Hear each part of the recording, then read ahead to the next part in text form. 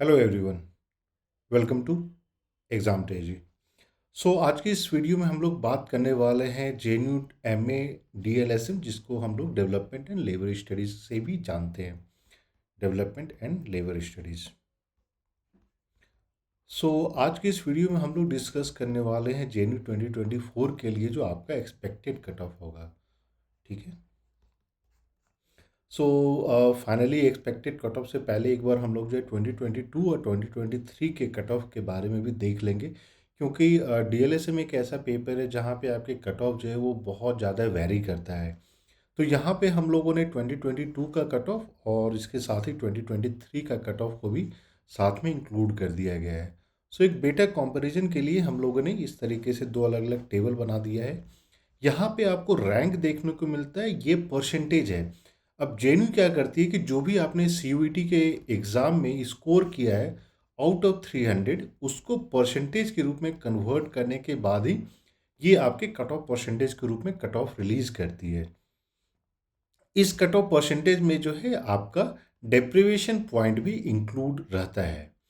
और वहीं अगर इस सारे परसेंटेज को, जो भी परसेंटेज है, इसको आप मार्क्स में कन्वर्ट कर देते हैं तो यहाँ पे हम लोगों ने मार्क्स को भी इंक्लूड कर दिया गया है। ठीक है। तो अगर 2022 की बात करते हैं, सबसे पहले तो जनरल कैटेगरी में 140 मार्क्स पे आपका एडमिशन हुआ था, यानी कि 46.66%। शेड्यूल कास्ट का 35.33, शेड्यूल ट्राइब का 25.66, पीडब्ल्यूडी या पीडब्ल्यूडी में आपका एक ही सीट है तो 31.33 पे एडमिशन हुआ था। ओबीसी में 40% पे एडमिशन हुआ था। और वहीं ईडब्ल्यूएस की बात करें तो आपका 39.33 पे एडमिशन हुआ था। तो जो भी यहाँ पे परसेंटेज दिया गया है, इसको आपको मल्टीप्लाई कर देना है 3 से, तो आपका मार्क्स निकल कर आ जाता है। तो जनरल कैटेगरी का 140, शेड्यूल कास्ट का 106, शेड्यूल ट्राइब का सिर्फ 77 पे हुआ था, पीडब्ल्यूडी का 94 पे हुआ था, ओबीसी का 120 मार्क्स पे और ईडब्ल्यूएस का 118। तो ये जो सारे मार्क्स हैं, ये लास्ट कैंडिडेट का जो एडमिशन होता है उसके मार्क्स को कट ऑफ के रूप में जेएनयू जो है रिलीज करती है।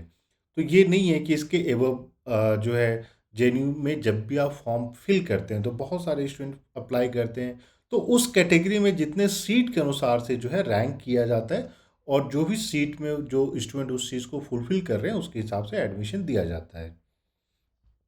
अब बात कर लेते हैं 2023 का। तो 2023 में जो है आप देखिएगा 46.66 से 63। तो यहाँ पे आपका जनरल कैटेगरी का जो एडमिशन हुआ था 66.33, शेड्यूल कास्ट का 55.66% पे, शेड्यूल ट्राइब का 51% पे, पीडब्ल्यूडी कैंडिडेट का 36% पे, ओबीसी कैंडिडेट का 58.66 और ईडब्ल्यूएस कैंडिडेट का 59.33।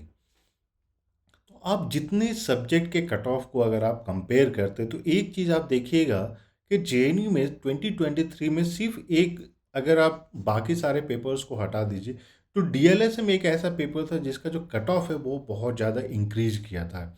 बाकी political science, sociology, history, geography, economics, economics को भी आप हटा दीजिए क्योंकि इकोनॉमिक्स में भी कट ऑफ में जो है चेंजेस आए थे, वो इंक्रीज हुआ था। वहीं अगर मार्क्स की बात करते हैं तो 191 फॉर जनरल कैटेगरी। अब यहाँ पे आप करीब करीब डिफरेंस देखिएगा तो 50 मार्क्स का डिफरेंस था फॉर जनरल कैटेगरी का। वहीं बात करते हैं शेड्यूल कास्ट का तो 167 और 106। तो यहाँ पे भी आपके 61 मार्क्स का डिफरेंस हो गया।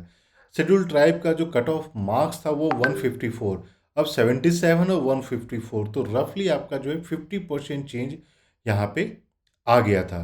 तो 154 माइनस 77 अगर आप करते हैं तो ऑफ कोर्स आपका 77 का डिफरेंस हो जाता है।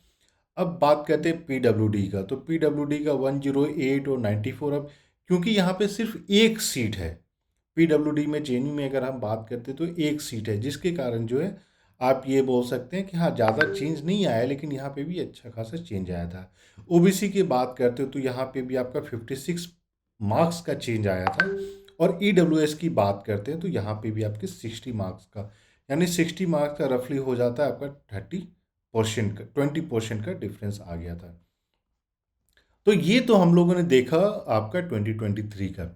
लेकिन कट ऑफ निकालने के लिए दो चीज़ इंपॉर्टेंट हो जाती है। एक तो आपका डिफ़िकल्टी लेवल क्या था जब हम बात करें 2023 से, और दूसरा जो है जो डेप्रिवेशन पॉइंट, ये बहुत इंपॉर्टेंट होता है क्योंकि फीमेल कैंडिडेट या ऐसे मेल कैंडिडेट जो Q1 क्वार्टाइल 1 क्वार्टाइल 2 से बिलोंग करते हैं तो उसको एक्स्ट्रा परसेंटेज पॉइंट्स दिए जाते हैं, जिसको आप परसेंटेज के रूप में जब मार्क्स में कन्वर्ट करते हैं तो हर एक लड़की को जैसे 5% दिया जाता है, this is equal to 15 marks. अब कोई कैंडिडेट ऐसा है जो Q1 से बिलोंग करता है तो उसको 6%, this is equal to 18 marks. तो ये एक इम्पॉर्टेंट रोल प्ले करता है आपका कट ऑफ में। और दूसरा, क्वेश्चन पेपर की डिफ़िकल्टीज में, जहाँ पे आप बोल सकते हैं क्या ये ऐसे क्वेश्चन थे जहाँ पे मैक्सिमम स्टूडेंट जो है उसको सही किए होंगे, तो उस तरीके से दोनों को अगर आप कंपेयर करते हैं तो यहाँ पे हम लोगों ने जो एक्सपेक्टेड कट ऑफ निकाला तो एक परसेंटाइल का रेंज हम लोगों ने यहाँ पे शेयर किया है कि किस परसेंटेज तक जो है आप यहाँ पे एक्सपेक्ट कर सकते हैं। सॉरी, यहाँ पे हम लोगों ने जो है ये सेम रिपीट कर दिया है, ये मार्क्स के रूप में हम लोगों ने यहाँ पे ये डिक्लेयर किया है। तो इसको अगर हम लोग मान लीजिए परसेंटेज के रूप में कन्वर्ट करते हैं तो मान के चलिए कि 61% से लेकर 65% अगर आप स्कोर कर पा रहे हैं आउट ऑफ 300, ये आउट ऑफ 300 है, इसको इग्नोर करना है। अगर आप 61 से 65% यानी कि आपका स्कोर अगर आप जनरल कैटेगरी में है और 183 में आप फॉल कर रहे हैं तो फिर चांसेस है कि ये 183 एंड एबव आपने स्कोर किया जनरल कैटेगरी में तो चांसेस है कि आपका एडमिशन हो जाएगा। शेड्यूल कास्ट में अगर आप फॉल करते हैं, अगर आप शेड्यूल कास्ट से बिलोंग करते हैं तो 160 एंड एबव आप बोल सकते हैं कि चांसेस है जेएनयू में। अगर आप शेड्यूल ट्राइब में हैं तो 150 एंड एबव जो है एक सेफ स्कोर माना जा सकता है। पीडब्ल्यूडी में 100 एंड एबव जो है आपके लिए सेफ स्कोर है। वहीं अगर हम बात करते हैं ओबीसी में तो ओबीसी में जो है 170 एंड एबव जो है ये एक सेफ स्कोर है। ईडब्ल्यूएस की बात करें तो 175 एंड एबव जो है ये सेफ स्कोर है। लेकिन इसमें एक चीज़ जो आपको ध्यान देने वाली है कि ये जो मार्क्स हम लोगों ने यहाँ पे कट ऑफ का एक जो रेंज यहाँ डिक्लेयर किया है, this is inclusive of your deprivation point. तो अगर आप मान लीजिए फीमेल कैंडिडेट हैं तो फीमेल कैंडिडेट में अगर आपने मान लीजिए 175 एंड एबव स्कोर किया है तो चांसेस है कि आपका एडमिशन हो जाएगा। अगर आप शेड्यूल कास्ट में बिलोंग करते हैं और आपने अगर 150 एंड अबव स्कोर किया है तो चांस है कि आपका एडमिशन हो जाएगा। शेड्यूल ट्राइब में भी अगर आपने 140 एंड अबव स्कोर किया है तो चांस है कि आपका एडमिशन हो जाएगा। दिस मीन्स कि रफली यहाँ पे 50% आउट ऑफ 300 आपने स्कोर कर दिया तो चांसेस हैं कि एडमिशन हो जाएगा। पीडब्ल्यूडी कैंडिडेट क्योंकि एक ही सीट है तो आप मान के चलिए कि आउट ऑफ 100 और परसेंटेज के रूप में अगर हम लोग बात करते हैं, सपोज कीजिए, और यहाँ पे जैसे 100 है, अगर फीमेल कैंडिडेट में 90 एंड अबव भी आपने स्कोर किया तो चांस है एडमिशन हो जाएगा। फीमेल कैंडिडेट ओबीसी 170 जैसे हम लोगों ने जनरल के लिए, जनरल कैंडिडेट जहाँ पे कोई डिप्रिवेशन पॉइंट नहीं मिल रहा है, लेकिन OBC female candidate 160 and above आपने स्कोर किया है तो चांसेस बहुत ज़्यादा है कि आपको एडमिशन मिल जाएगा। और ईडब्ल्यूएस कैटेगरी में भी अगर आप बिलोंग करते हैं तो 165 एंड अबव अगर आपने स्कोर किया है तो आपको एडमिशन मिल जाएगा। तो फीमेल कैटेगरी में अगर आप बिलोंग करते हैं तो जो भी हम लोगों ने यहाँ पे एक परसेंटेज के अलावा जो यहाँ पे मार्क्स जो डिक्लेयर किया तो उसमें 10 मार्क्स आप गिरा कम कर ले और उसके अनुसार से फिर आप चेक कर सकते हैं तो आपको एक रफ आइडिया लग जाएगा कि क्या जेएनयू में आपको एडमिशन मिल सकता है या नहीं मिल सकता है। अब देखिए दूसरा यहाँ पे एक चीज़ ये भी है कि डीएलएसए में एक ऐसा पेपर है जो बहुत कम ही स्टूडेंट का फर्स्ट चॉइस होता है, बहुत सारे स्टूडेंट का ये सेकंड चॉइस होता है या थर्ड चॉइस होता है। तो उसमें भी जो है आपके एडमिशन की प्रोबेबिलिटी बढ़ जाती है क्योंकि जितने ऐसे स्टूडेंट हैं जो हाई स्कोरिंग स्टूडेंट हैं, यूजुअली बहुत सारे लोगों का कहना है कि सर बाकी सब्जेक्ट से भी कंपेयर करें तो डीएलएसएम का जो कट ऑफ है वो कम जाता है। वो इसलिए क्योंकि सारे टॉप स्कोरर्स जो होते हैं जिन्होंने मान लीजिए दूसरे सब्जेक्ट में अच्छा स्कोर किया है उनका वो फर्स्ट प्रेफरेंस होता है तो उनको उस कोर्स में एडमिशन मिल जाता है। तो वो प्रेफरेंस का सिलेक्शन किस तरीके से करना है वो भी बहुत इंपॉर्टेंट होता है कि आपको एडमिशन मिलेगा कि नहीं मिलेगा, क्योंकि कभी कभी जब आपके सेम मार्क्स हो जाते हैं तो वहाँ पे प्रेफरेंस को देख के एडमिशन दिया जाता है। तो इस चीज़ पे थोड़ा सा ध्यान रखना है कि अगर आपने मान लीजिए दूसरे सब्जेक्ट में कम स्कोर किया है relatively as compare to other student तो उस केस में आपको डीएलएसएम फर्स्ट प्रेफरेंस रखना चाहिए। तो इन सब चीज़ के बारे में भी हम लोग डिटेल में बातें करेंगे। और एक जो बहुत सारे स्टूडेंट का ये डिमांड आ रहा था कि सर एग्ज़ाम टेजी की तरफ से डीएलएसएम का जो है ऑनलाइन क्लासेस कब स्टार्ट होगी।